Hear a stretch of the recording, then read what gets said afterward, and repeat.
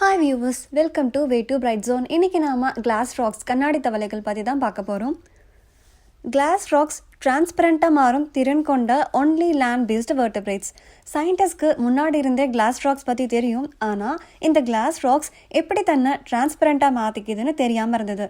இப்போது scientist class rocks எப்படி தன்னை டிரான்ஸ்பரண்ட்டாக மாற்றிக்குதுன்ற மிஸ்ட்ரியை ரிவீல் பண்ணியிருக்காங்க. பார்க்கலாம். இந்த தவளைகள் டே டைமில் இலைகளுக்கு அடியில் பாட்டம் ஆஃப் த லீவ்ஸ் தூங்கும், நைட்டில் ஆக்டிவாக இருக்கும்.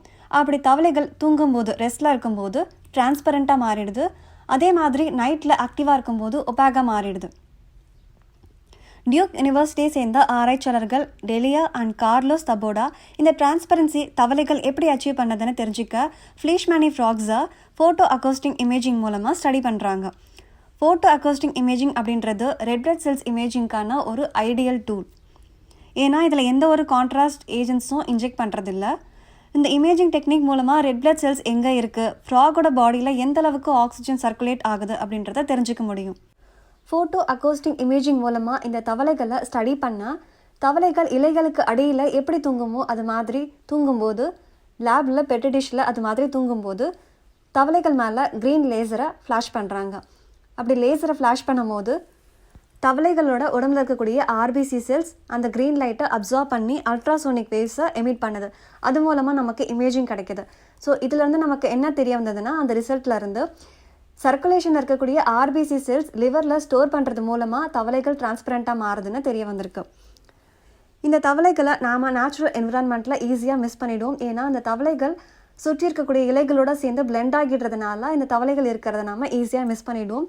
இந்த தவளைகள் டிரான்ஸ்பரண்ட்டாக மாறும்போது அதோடைய ஐஸ், இன்டர்னல் ஆர்கன்ஸ், போன்ஸ் நமக்கு விசிபிளாக தெரியும். இந்த கண்ணாடி தவளைகள் தூங்கும்போது ஸ்பைடர், ஸ்னேக்ஸ் மற்ற ப்ரிடேட்டர்ஸ் கிட்டேருந்து எஸ்கேப் ஆக அப் டு 89% ஆஃப் ஆர்பிசி செல்ஸை அது லிவரில் ஸ்டோர் பண்ணுது.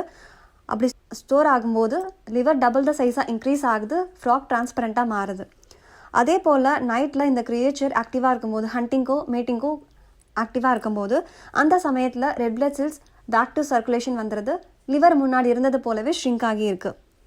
பொதுவாக பார்த்தீங்கன்னா பிளட் ஒரே இடத்துல அது பேக்கடாக இருக்கும்போது பிளட் கிளாட் ஏற்படும், which is life threatening. Example பார்த்தீங்கன்னா ஹார்ட் அட்டாக். ஆனால் இந்த கண்ணாடி தவளைகள் எப்படியோ ஆர்பிசிஸ் மேசிவ் கிளாட் ஆகாமல் லிவரில் ஸ்டோர் பண்ணுது. அதே போல் தேவைப்படும் நேரத்தில் பிளட் கிளாட் ஆகவும் செய்யுது. இன்ஜுரிஸ் நடக்கும்போது பிளட் கிளாட் ஆகவும் செய்யுது. ஸோ இந்த கண்ணாடி தவளைகள் கிளாட் ஆகாமல் ஆர்பிசி செல்ஸை லிவரில் எப்படி ஸ்டோர் பண்ணுதுன்றதை சால்வ் பண்ணுறது மூலமாக ஹியூமன் பிளட் கிளாட் ட்ரீட்மெண்ட்ஸ்க்கு நமக்கு பெட்டர் அண்டர்ஸ்டாண்டிங் கிடைக்கும். ஸோ இந்த தகவல் உங்களுக்கு பிடிச்சிருக்கும், பயனுள்ளதாக இருக்கும் நம்புகிறேன். தேங்க்ஸ் ஃபார் வாட்சிங்.